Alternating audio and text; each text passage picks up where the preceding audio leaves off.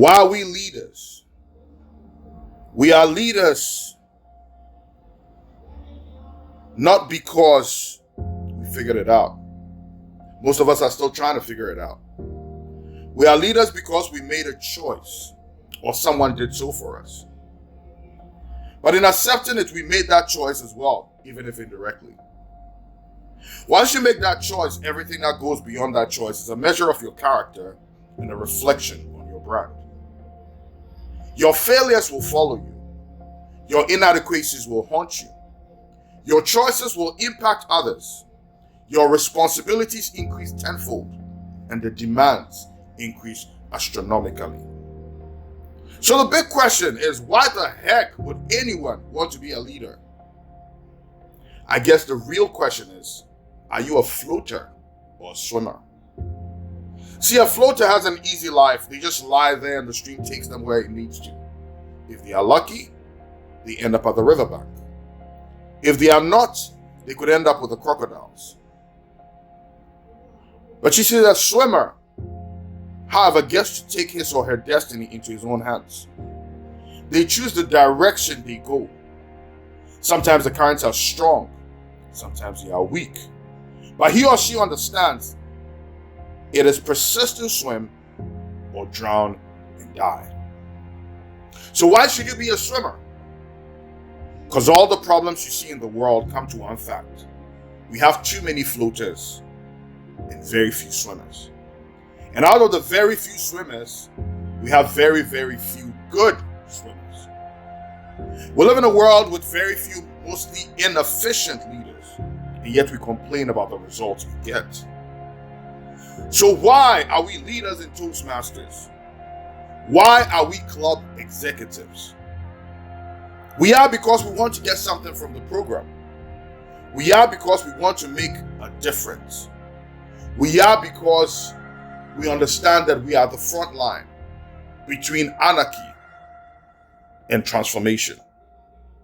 Not only will we position ourselves well to become better communicators and leaders, we will position our members to do the same and excel.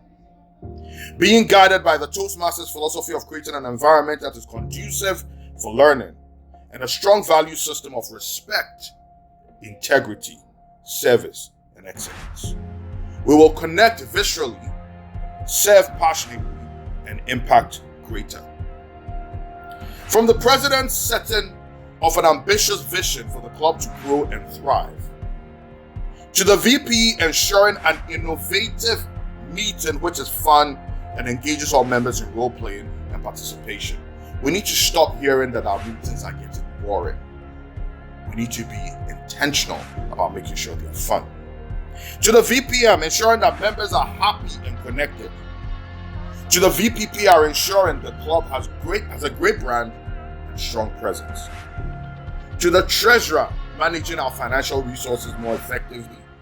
The secretary, ensuring that our documentation is well set up. And the sergeant at arms, ensuring that our rooms and our virtual rooms are conducive. It is not easy because it is not meant to be easy. Growth happens through pain. So you don't whine because you struggle. But if you must whine, you don't lose faith. But if you must lose faith, you don't ever quit.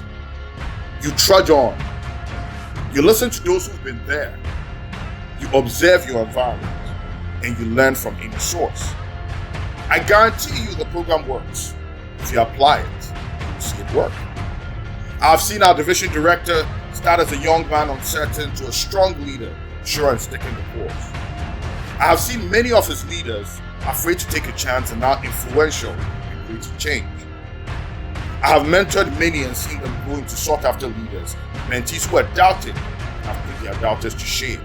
And I assure you, each one of you's story, your legacy, is set to be written among the stars. But let me share with you two lessons from one of the greatest human forces of all times. I'm sure most of you have heard about the Spartans. Now, what made the Spartans the strongest army or the strongest force of all time? I'll tell you what, lesson one. The Spartans were forged in fire from birth. You see, when you were born a Spartan and you were imperfect, they threw you away. They only picked the perfect children, and they start training them from the age of 6 to be warriors. They fought, they bled, they were built to fight and to not retreat under no circumstances. As Toastmasters, it is time for us to stop desperately inviting just anybody to come join the program. It is time for us to start inviting quality guests. We need to invite better guests so we can recruit from those better guests better members.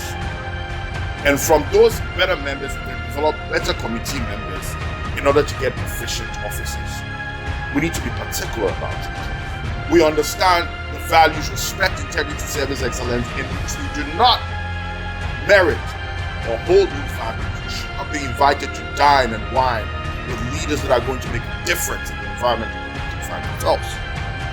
And so we need to be intentional about our recruitment process, just like the Spartans did.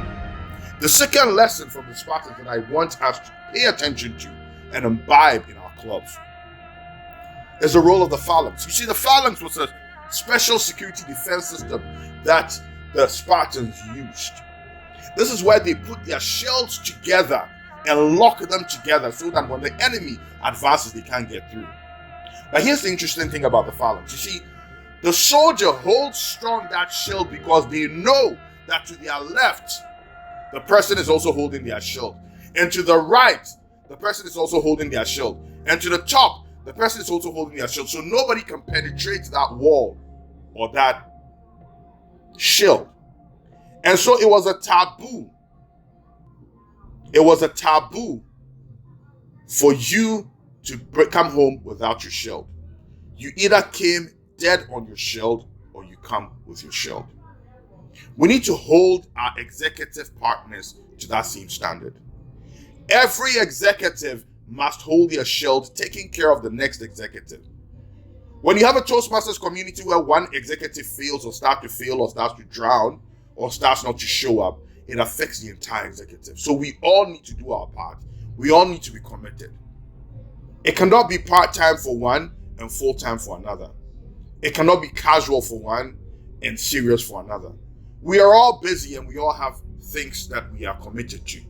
But if we choose or we are chosen to step up to this plate, then we must, in commitment to our team, with solid teamwork, stay the course. So we need to build a culture of interdependence, trust, and the ultimate team spirit. It is very important. So lead passionately, ladies and gentlemen. And because we have chosen to lead well here, we will lead effectively out there. We will create the world which we wish to see. We will create the community we wish to see. It will be hard work, but trust me when I say it is so worth it. We choose to be citizens, active citizens of this community. And we understand that if we fail as a club or succeed as one, it will depend on each one of you leaders. Using the tools of influence, empathy, resilience, service, and excellence. Staying monomaniacally focused on the vision of the division. We will crawl, we will stumble, we will fall. But just like we're here to do, through it all we will learn, we will observe, we will listen, and we will grow into better leaders. So we can be the difference between a thriving community and utter chaos. This is our mission. This is our journey we choose to embark on. Look virtually to the person on your left. Look virtually to the person on your right. You are responsible to each other and to make this work. This is why we are leaders. And there's no greater honor than to serve this community or any other one we find ourselves to be. So my dear brothers and sisters, are you cool? God bless. Daddy too much. I'm out.